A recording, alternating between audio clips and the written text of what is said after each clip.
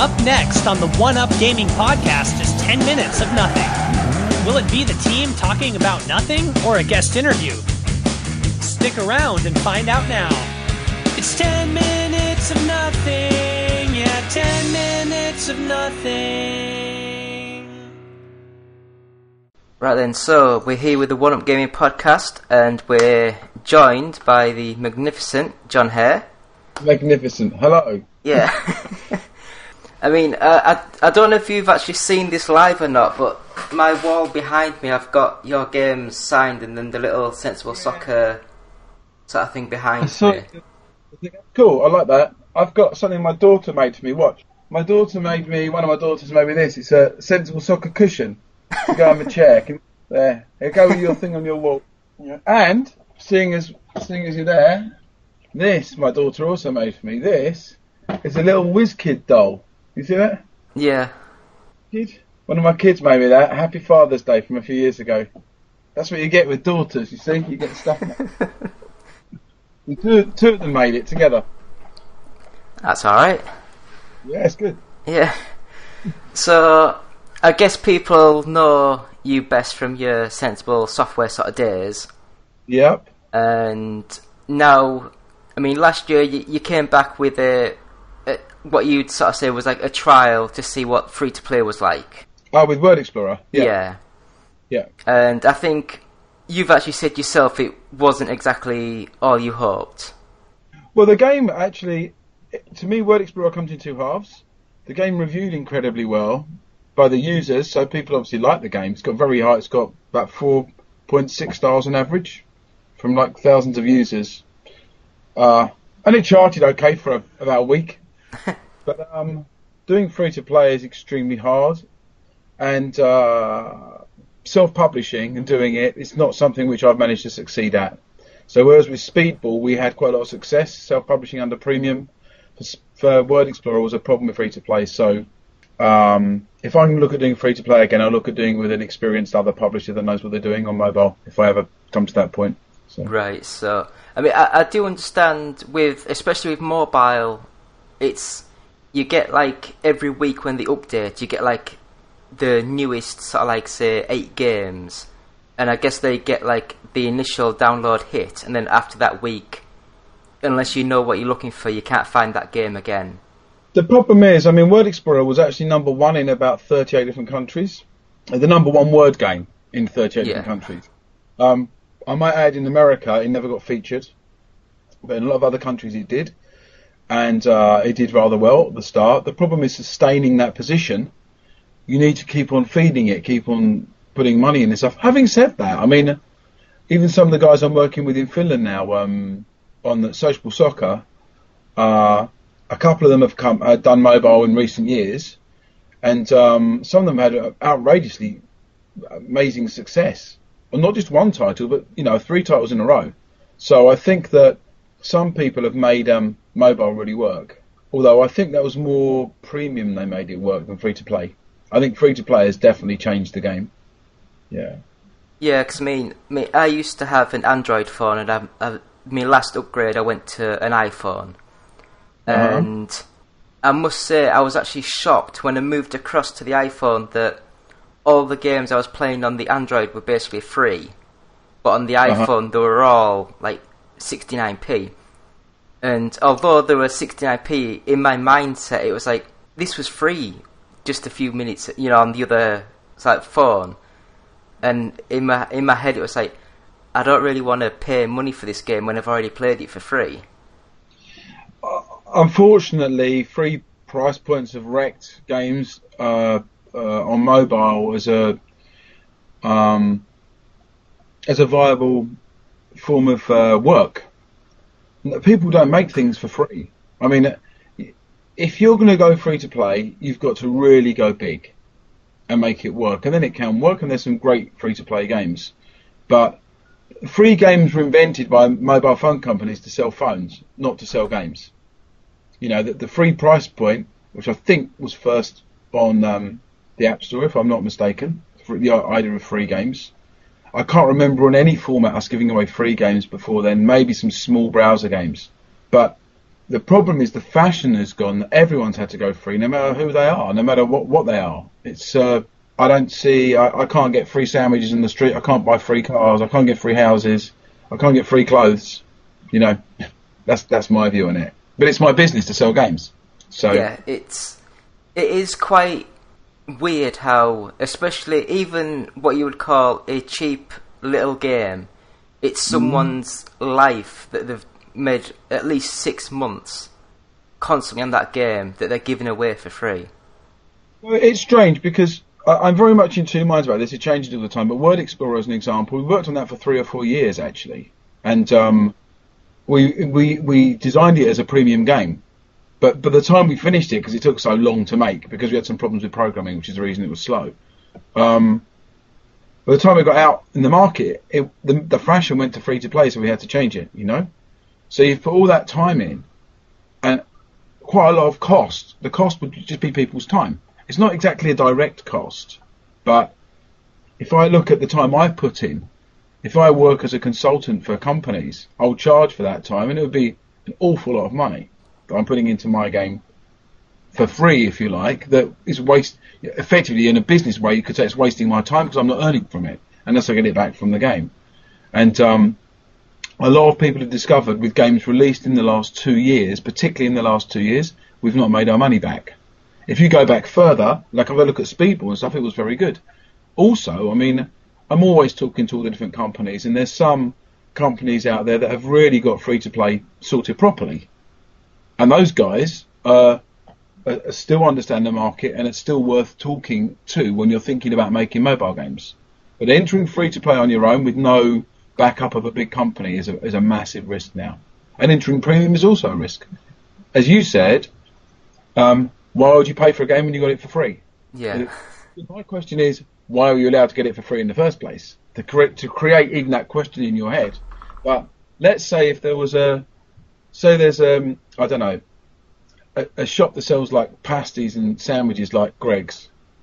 Say if one opened up opposite every Greggs in the country, giving away the same kind of food but for free, Greggs would just go out of business, right? Yeah. That's kind of where we are with these kind of things, unless you've got something very special. That's kind of what's happened to premium. And then with the free market, I can't really keep my analogy of baker shops going very well here, but in the free market, there's just so many games. The volume is just so huge that so few of them get discovered. I mean, I think that the number quoted is 300 a day, and I think it's even gone up to 500 a day recently.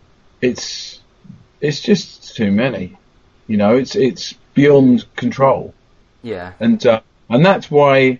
And there's no quality control. So in the old days, when we used to have games going in a box, it used to cost you £1 or £2 to make the box, and then you had to stick it in a warehouse and pay the warehouse guys. Then you had to put it in a lorry, pay the lorry driver, pay for the petrol, take it to a retailer, like a Smith's or something, or a game. They would put it in the store. That would cost money. Then you'd sell the unit. And because of all those material costs, people only manufactured games that were really, really good. Because it wasn't worth wasting your money on this rubbish game that's going to cost you £2 to make each copy. Because of that, that was a natural gatekeeper of quality, actually. You know, the problem with digital is there's no natural physical gatekeeper. No one's going, oh, it doesn't make sense to put the game out. So we've got lots and lots and lots of games out there, and of course the average game isn't very good. I mean, 90% of the games on Google Play or the App Store are just total waste of time. This is the problem. So as a user, the reason you want to get the game for free is you're going to go through 10 free ones to get a good free one. That's it, right? More than that. Okay, yeah, 10 being generous. Okay, yeah, maybe 20, maybe 30, maybe 40. But the problem is those games should not be on the App Store as if they were professional quality. You know, we've always had the vetting of number one, retailers actually wanting to stock something. Number two, the publishers then wanting to put the money up to make it. And number three, the platform holders like Sony or Microsoft or Nintendo going through their regulations to make sure that about quality. In the mobile world, we've got none of those quality checks. So everything's just getting through, you know. And I don't think the situation will last for very long, actually, because if Apple or Google aren't careful, someone will find a great way of ensuring quality in their product, and then everyone will go there, rather than go to this junk shop that might have like something nice in it that you want to buy, like you might find a little gold ring amidst the junk. But it'd be nice to just go to a place which sold gold rings, right? Yeah. So I think that's going to happen sooner or later. I mean, I think the biggest problem with it was with the Android being an open like source sort of like development platform. You could basically just download the actual file itself. Even a premium game, you could just basically download it and install it on your phone. So I think the developers decided that they'd try to do the free to download and get little pound here and there instead of just giving the whole thing for free. So I think Google themselves basically knackered the whole Android games platform for making it quite so open. It's much too open, and Apple are the same. You know, it's less than 2% of Apple's income games. That's the problem. They've made this monster for themselves, and they're not making even much money out of it relative to their business.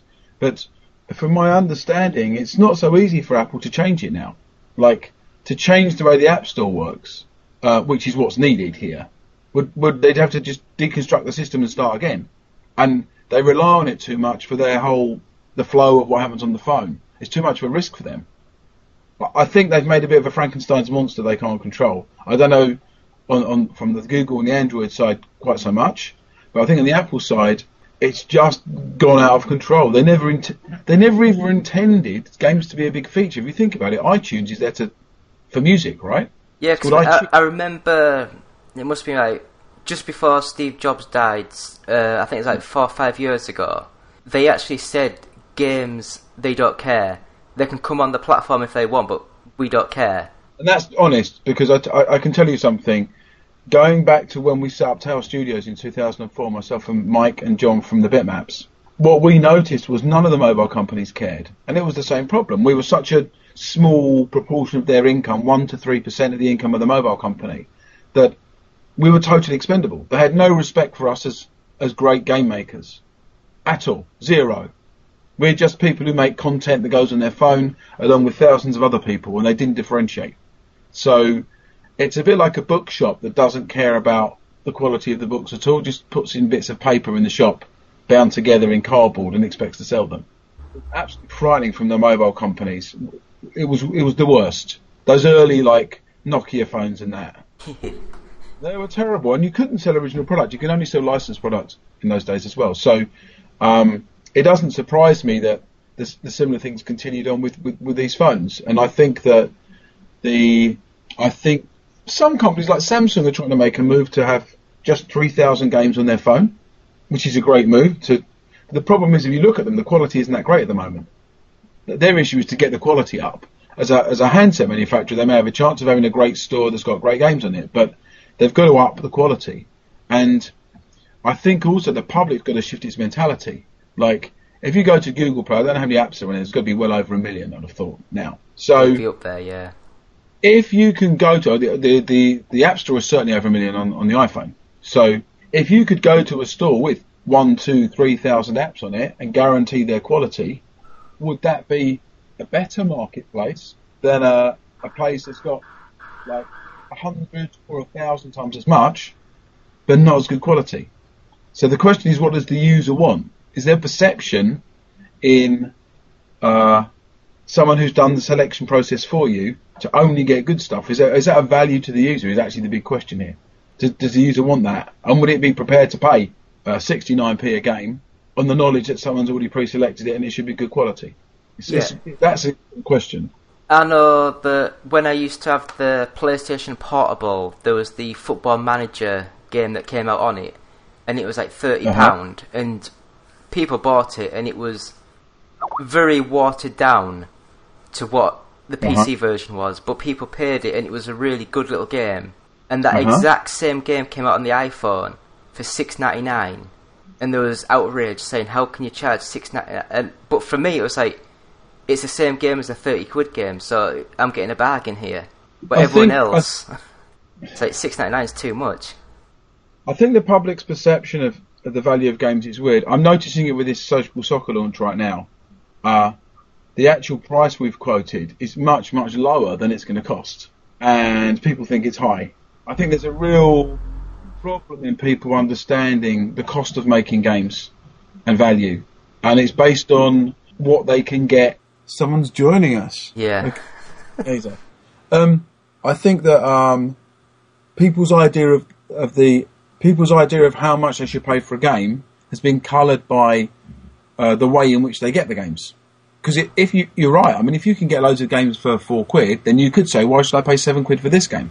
And you could argue it's much better. Like if you look at SWOS, for example, SWOS is such a massive game. You know, if someone said to me, "Oh, it's only 2D sprites," you know, why can't we? Why are you charging any more than £2 or £3? There's a lot of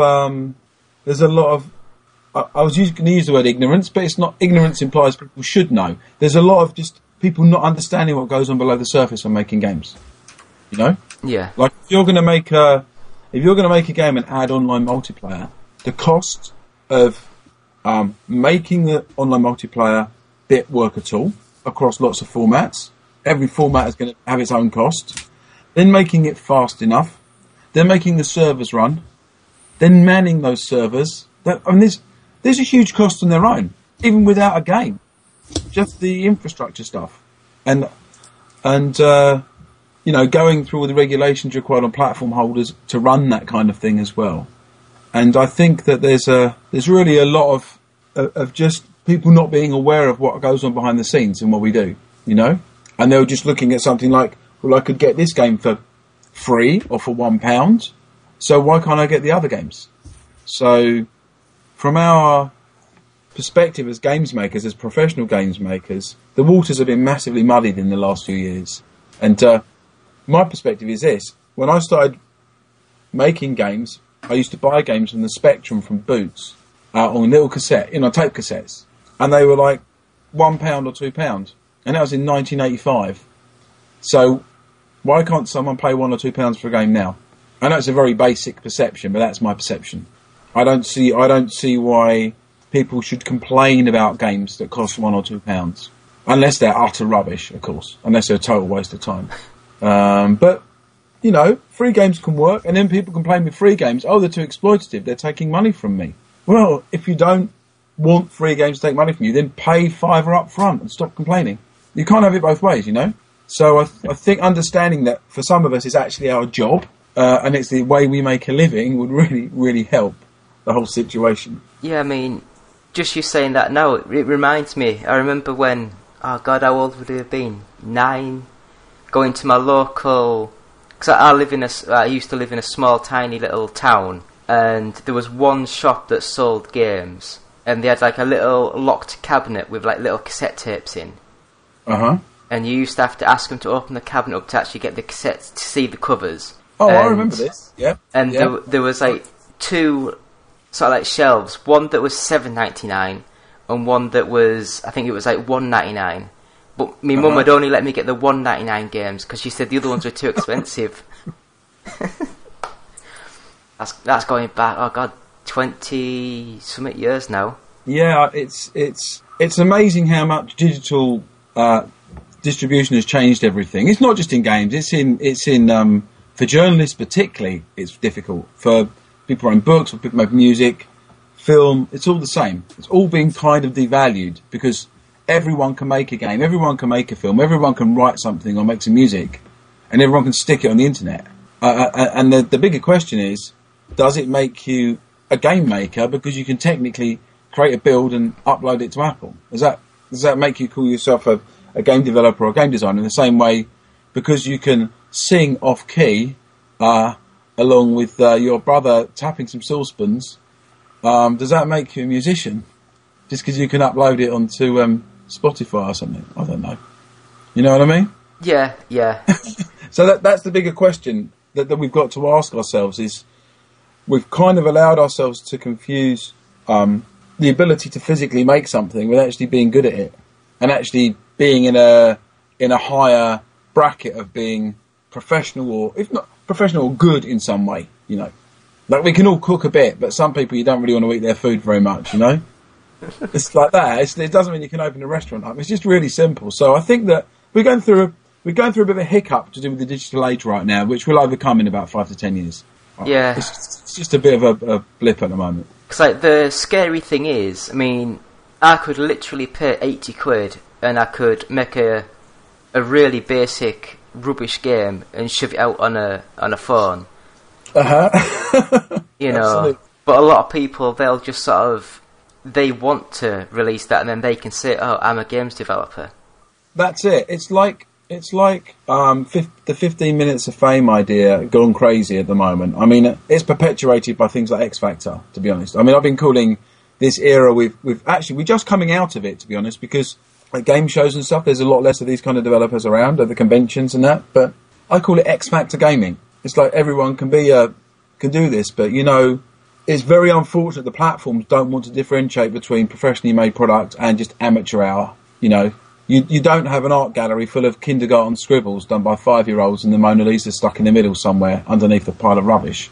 And unfortunately, that's what the mobile stores have done. And I think actually they've shot themselves in the foot because, like I say, it's the novelty's wearing off. The novelty's wearing off in mobile in many ways. I don't know if you guys have noticed this. It's something I noticed in the last year. I see more and more people with phones with broken screens. Have you noticed? That would annoy the hell out of me. Yeah. It's because people aren't. It's because people aren't upgrading. That's the reason. Because they're tired of it. They're not seeing the value so much in it. In other words, somewhere along the line, the novelty of it's wearing off a little bit. It's wearing a bit thin. This gimmick. Of course, we all want our phones because they're great. It's like a car. It gives you freedom. It won't go away. But the belief in the manufacturers and the myth of what the next model gives you, I think, is really dying at the moment. Otherwise, people wouldn't be walking around with broken phones. I mean, to me, the biggest problem is, I mean, I've got, I think it's last year's phone, the iPhone 6 Plus. And to me, it's identical to an old Windows phone I had about 4 years ago. It doesn't do anything different. You know, the speed's exactly the same. I actually moved down in many people's eyes from an iPhone to a Samsung phone recently, to a 5S Mini. I got the 5S Mini because it will fit in my pocket, and the 6S Mini wasn't in the shop I went to. And it's been quite good for me to learn how they work, an Android phone will work, as opposed to an iPhone, because I've had iPhones for the last 5 or 6 years. And also I got it because I could get a better contract on my phone for the phone calls, for European calls. It was easier than going through the restrictions on the iPhone with where I got the phone from. And I don't know, I think that the glamour edge is going off of that in some way, which is a good thing. It's going to become more practical, I hope. So, watch this space with mobile games. Like I say, I think they've still got their place. I'm certainly still interested in mobile if it works on different games. But I don't want to take the economic risk and the time risk I took with World Explorer again. That was, and it's not just me. Many of my friends who worked in mobile in the last few years found it difficult. So, you know, most of us are going back towards console again, and some of the guys that stayed in console all the time are have actually been better off in the last 2 or 3 years. From a developer's point of view, the mobile guys had a good time in 2009, 10, 11, maybe 12, and then it shifted back to the guys who were in console. That's kind of what's been going on, and PC kind of sits somewhere in the middle in its own world. So. I mean, you could tell. I think it was the beginning of last year when Steam, they changed some of their restrictions. And as soon as they changed their restrictions, literally weeks after that, hundreds of mobile ports came across onto Steam. Yep. You know, and it was just, so you'd be playing these games that have got broken controls because they were made for touchscreen, but of course people just get it out to as many destinations as possible. You can kind of make a touchscreen game work with mouse, but it really needs to be tuned for a mouse. But yeah, you're right. People are just doing cheap stuff, and you know, things go through different phases. I feel personally we need a phase of elitism of quality at the moment. We need an actual, we're bored with rubbish that people can knock out. We're bored with 101 Flappy Bird clones that somehow manage to be worse than Flappy Bird. You know, do we need this stuff? No, we don't. It's of no value to anybody, but it's obviously of value to some of the mobile phone companies to persuade everyone that they can make a career out of their phones. That's what they're doing. It's like X Factor, you know? So, to a certain extent, game development's become much more globalised because of these formats. Now, many people in many different parts of the world can make games. And interestingly, you know, as a British guy, if I make a game and it takes me a year, and I make £1,000 out of that game, to me it's just a devastatingly huge loss. Yeah. If I lived in Indonesia and I make a game and I get £1,000 and maybe it took me 6 months, I'm not sure exactly the economy over in Indonesia, I'm pretty sure that would be a pretty good amount of money that will get me by. So what we're seeing is that this low-level development, which isn't good for us Western people, might actually be good for people in other countries because it breaks them into the industry, but also assuming they can get all the hardware necessary to make the games, they can actually make a living from it. So we are seeing a lot of where people develop games from shift around a bit as well, which is also undercutting us developers, I might say. So that's kind of going on in the background a lot. Yeah, because I know the actual game engine developer which I got, one of the games came out on Steam, and although the game looks fantastic, it's like a top-down futuristic racing game. It looks absolutely fantastic, and I think it was $7.99. The guy, when I emailed him saying, "Oh, would you like to come on the podcast for a chat to talk about your game?" and he emailed me back saying, "Oh, I'm just finishing my GCSEs at the minute. He'll have to wait for a few months." Oh, he's quite young. So I was like, "Oh God." So yeah, I don't know how the hell all these. He must have only been about 16, 17. And I think he was French. So I don't know what it's like over there, but it's amazing what, as you say, some people come in and do a really half-assed job just to try and get the game out. Other people do a really good game. Like I say, this game looked amazing. It played really well. But I think because it didn't have a publisher, it just died on its ass. Yeah, well, I mean, games die for many reasons. You know, the biggest reason they die is there's too many of them. It's the same problem. There's too many games, so your game can't be discovered. And it can be discovered in the short term, and it needs to be discovered in the long term. You know, it's great if Apple feature your game. World Explorers was featured by Apple twice. The problem is, as soon as they stop featuring it, it just drops down the charts unless you put loads of marketing money behind it.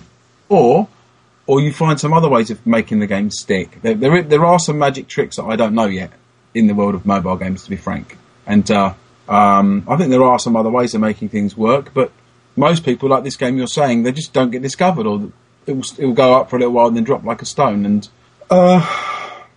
it's just not what you want, you know. It's just not what you want. Yes. At the moment, I've got about 15 minutes. So I haven't got so long because I've got another interview to do with someone in Australia. Yep, that's fine. I was just going to say, should we talk about your Kickstarter? Let's talk about what we're doing now, yeah. It's much more exciting than all this old wolf. Yeah. So, Sociable Soccer then. How long did it take you to think of that pun of a name? Oh, a couple of minutes, maybe less. I don't know. I wanted something that people that wouldn't be a problem for Codemasters in terms of the name being too close, but also that people would kind of get the message from it. Yeah. So, and it does describe what the game does. It's about playing games with your friends on the machine, and it's about playing online, kind of backing the same team as the other fans of your real team. So, in two ways, it's quite a sociable game. So, I mean, I just wanted to know, when was the last time you spoke to the teams at Codemasters to see if you could use Sensible Soccer, the name? The last time I spoke to them relatively recently, and they're under new management at the moment, and the new management are much more reasonable than have been to me in some other times. But, you know, there's a different issue going on here, because from my perspective, I sold myself and Chris, my partner at Sensible, we sold Sensible Software and Sensible Soccer in 1999. That's 16 years ago. I'm rather tired of being asked about a game that I don't own. So if I carry on working on Sensible Soccer, the issue is, and I've looked at it, Sensible Soccer and Canafor, I've looked at both of them quite a lot, you know, over the years. If I help to build that brand for Codemasters, and then I don't have any long-term interest in it, why am I doing that? Why don't I just make something new, like when we made Sensible Soccer in the first place? So I understand from the outside that people look at it and go, that's what you should do. And maybe there's an argument to do that, if there's a good deal for me to do that, coming back the other way. But part of me kind of wants to be in control of it again. So, and also I think that, obviously I've lived with Sensible Soccer a long time in my life. And I kind of think that you can't just keep on resurrecting something old. Sometimes you need something new for now.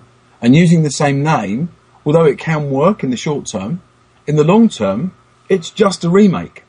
It's not something exciting and new, you know? So I think that when people see the whole game, they'll understand it's not just an old game with a different label on it. They'll understand it's something very new and different, you know?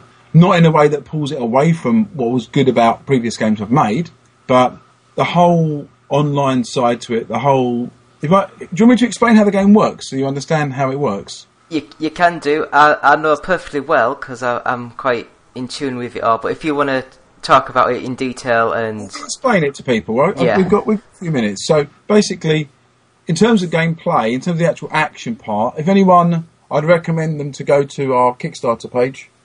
So on Kickstarter.com, go to Sociable Soccer, and there's a gameplay video there which shows off the way the gameplay is working at the moment. It's not perfect, it's 6 weeks into development, but we've got it so it's pretty much playing at the same kind of pace as something like Sensible Soccer. So it's that kind of quite fast, easy to control the ball, a lot of stuff. If you look at Micro Soccer, which I did first, then Sensible Soccer and SWAS, this is kind of like following that same line.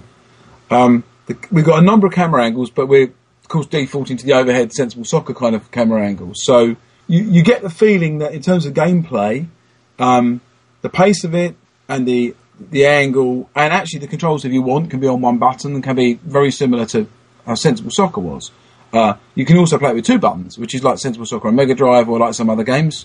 And we can even broaden it out to 3 or 4 buttons and make it more like FIFA or Pro Evo and throw in different camera angles. So the long term is to have a game which you can choose to have an overhead camera and 1 button control if you want. Okay? But you could also choose to view it from the side of the pitch if you prefer that. So this is what we're aiming at. In terms of the game competitions, I'm going to show you my piece of paper here. So this, can you see that? Can you see that? Yeah. Make it out. Right, okay. So this is my picture of the main menu. So this, right, when you log on to the... I'm going to put this piece of paper down now because you can't see me because I'm hiding behind it. Right.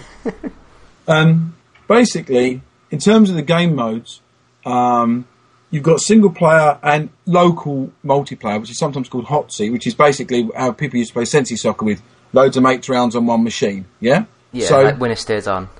Yeah, if you got up to 8 players you can have in tournaments, you know. So we've got friendlies, obviously, which can be a series of friendlies. We've got about 30 different preset tournaments, things like English League, German Cup, World Cup.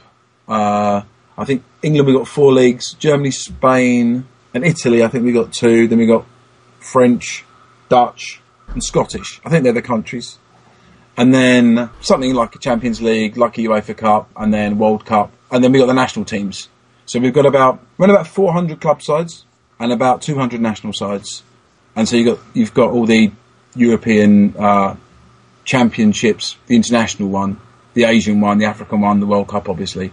And then we've got custom teams like we had in Sensi Soccer. So we've got like joke teams to mess around with as well. We would like to be a member of that joke teams squad. Oh, you might be lucky. You might be lucky. You do us a big favour. So we've so that's on the side that's easy to explain because people might be familiar with that. So that's on single player or loads of people playing, 2 players, 3, 4, 5, 6, 7, 8 on one machine, but only 2 at a time. You know what I mean? Yeah. So you play each other, but then the other guy comes and plays you in the semi-final because the other guy got knocked out, kind of thing. So, but then the game's got a whole other side, which is the online multiplayer. So on the online multiplayer, it works like this. And the games, remember, for PC, Xbox and PlayStation 4, and maybe other formats as well beyond that, actually. So when you log on to the machine, the game will say to you, okay, what's your name? So you put your name in. And then it will say what country you're from. So you type England. Then what team do you support? What team do you support, David? Newcastle. Newcastle, okay. So name, David Cameron. Country, England. Team, Newcastle. And then it will say, okay, make a player avatar on your likeness. So you make your player avatar. A short, fat one. As you want. You can make yourself look as you wish. Probably wearing some kind of Newcastle-like kit. And then when you've made your character, it will say, okay, now David, you can join a clan.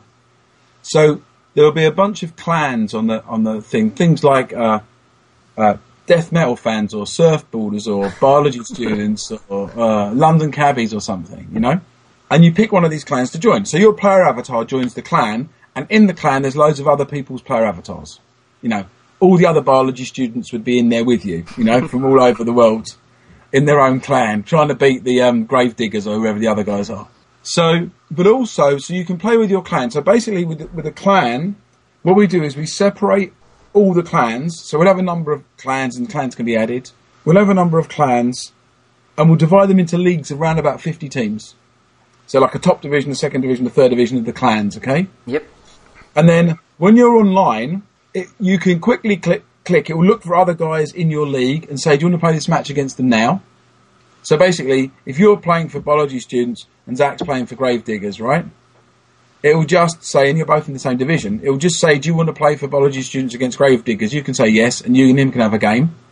And then your team goes into the league table. Now, the same applies to club teams. So, as a Newcastle fan, Newcastle will be somewhere in a division system of round about 10 divisions of 50 teams each, or 8 divisions of 50 teams each, in the club section, okay?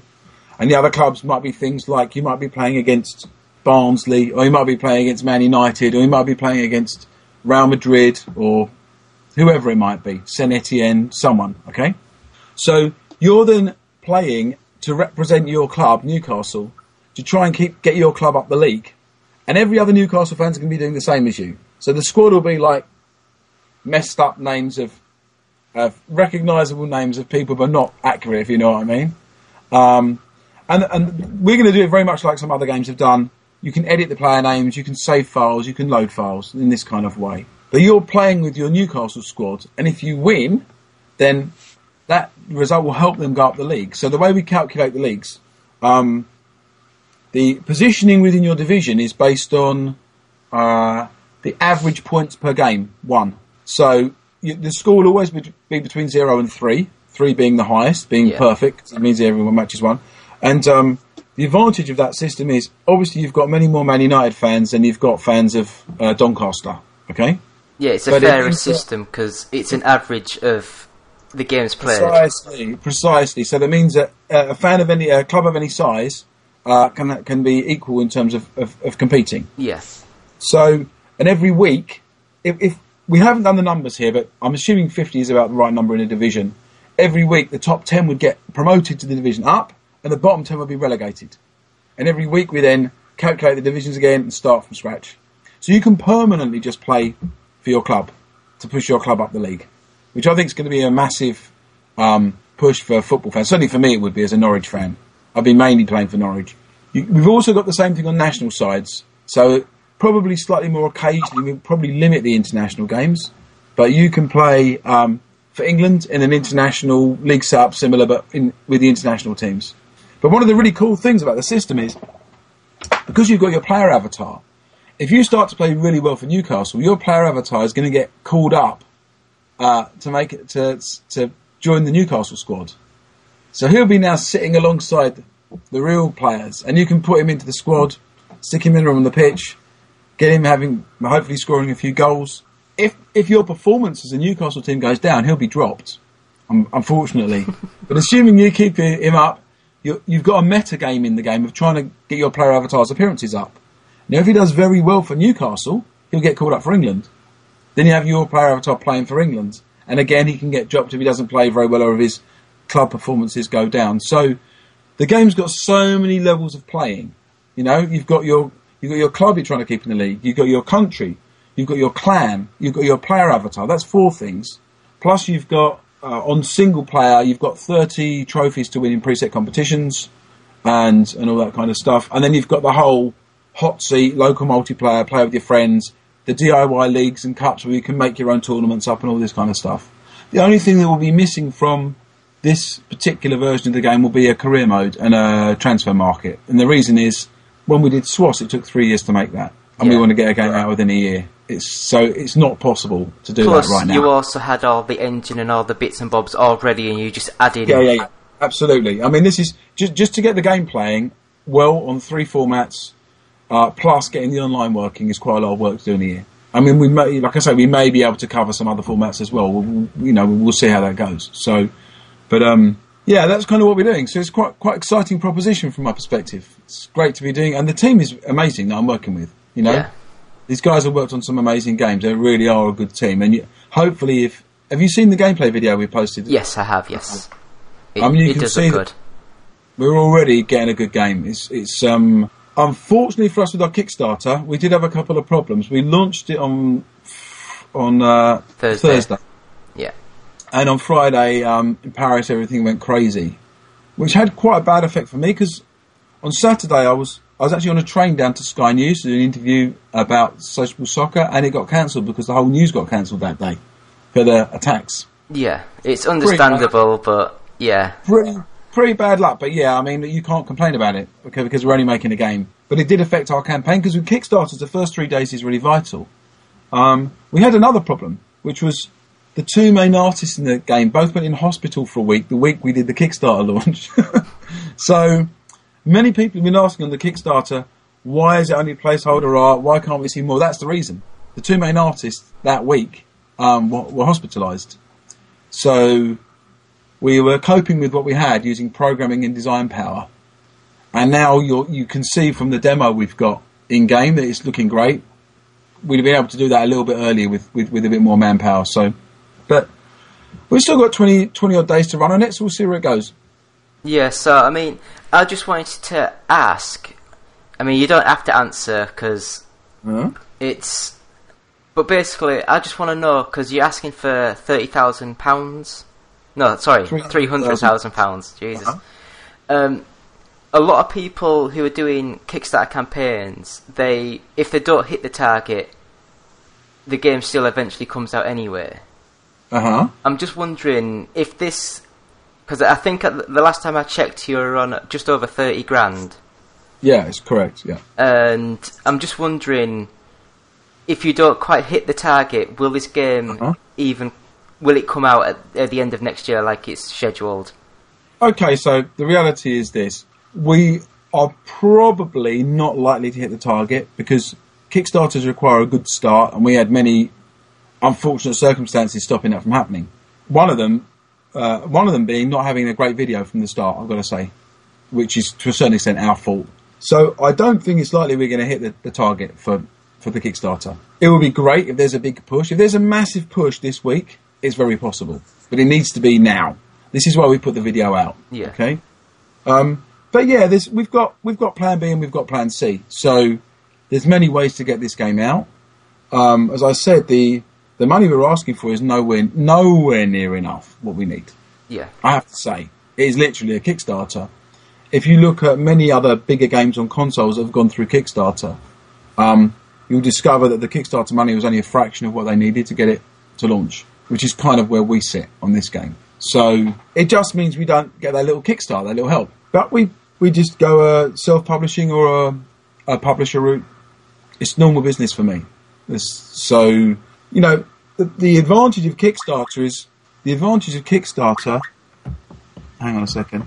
Let me just do something here. Yep. I'm telling the other guy to give me 5 minutes. I can say they're in Australia at the moment.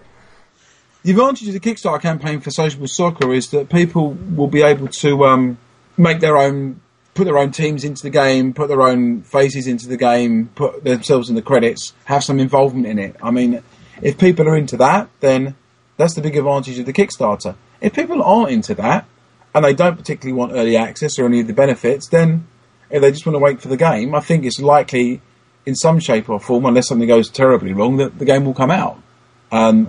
Hopefully within the kind of time frame we want it to. So it's up to people to think what they want. You know, if they... one thing I would say is that sitting around and waiting for other people to back it isn't the way to go. You got to do it yourself, you know, because we've got to make business decisions for ourselves that are going to work for us making this game. And so I'm really confident now. I'm happy now the game is looking really good, that people can understand it's really good and that it's going to go somewhere. So it's only really a matter of how it gets to market. Might be modified if the Kickstarter doesn't come into fruition, that's all. Right. Because I mean, just before you go, I liked I think it was the highest level of the Kickstarters that you could back. I don't know if it's a 3,000 or 5,000. It was like you go £5,000. You go over to spend the day with the development team and have dinner and this, that, the other. But I love the fact it says the actual plane tickets are not included. I mean, how much does it cost to get there? Actually, it's an interesting thing because the plane tickets are not included for the bit coming to the UK to go to a football match and stuff with me and have dinner and all that stuff. The main reason it says that is because we don't know where the people are coming from. Actually, the plane ticket to Finland bit afterwards is included. Interesting. But it's because we don't know where in the world people are that we can't say that, you know... We borrowed that statement from someone else's Kickstarter, actually. But yeah, the top one was the idea of the team. I mean, there's a great team I'm working with, and one of the guys said, we want people jumping in ice lakes and eating reindeer and stuff. So we said, okay, let's do that. I don't know about that. That's about... I haven't got too much time left, David. I'm a bit time pressured right now. It's totally fine. It's understandable, John. Everyone knows that you're really busy. I'm pretty busy doing press at the moment, to be fair. Yeah. Yep, not a problem.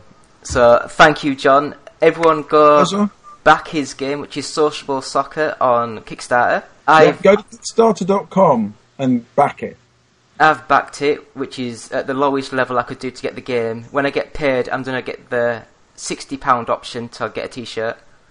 Can you see that Sociable Soccer logo in hand-drawn? There you go. That's what you're backing. Get your money in. You should have had your daughter to do it. She seems a bit more artistic. She's a bit more artistic than me, yeah. It's true. So, thank you, John. It's been a pleasure. Pleasure, David. Thank you. Cheers. See ya. Take care. Bye. Bye.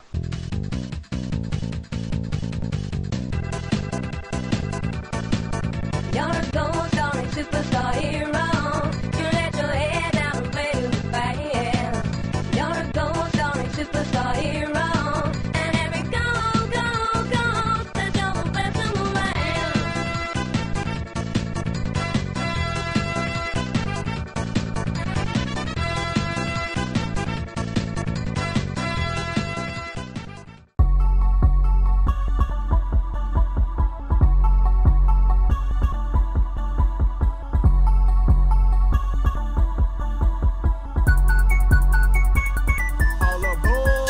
I bang with one up gaming, drop more hits once I'm famous. The best, that's what our aim is. All platforms, what your game is. To the leaderboards, I'm coming. See me in a shooter, I can promise I'll be gunning. When I hit the music, try to swear I'm gonna run it. Can't take one up, you can try, but we done it. Let's go. Alright, let's go to the best place for reviews I know. Xbox One and PS4, Wii U as far as consoles go. They do handheld PCs, merchandise for you and me. Contests that you gotta do, the prizes are for gamers who going hard all day. We really the boys cause you're just that great. Can't lose, there's too much at stake. You're a certified badass when you play. I bang with one up gaming. I bang with one up gaming. I bang with one up gaming, drop more hits once I'm famous. The best, that's what our aim is.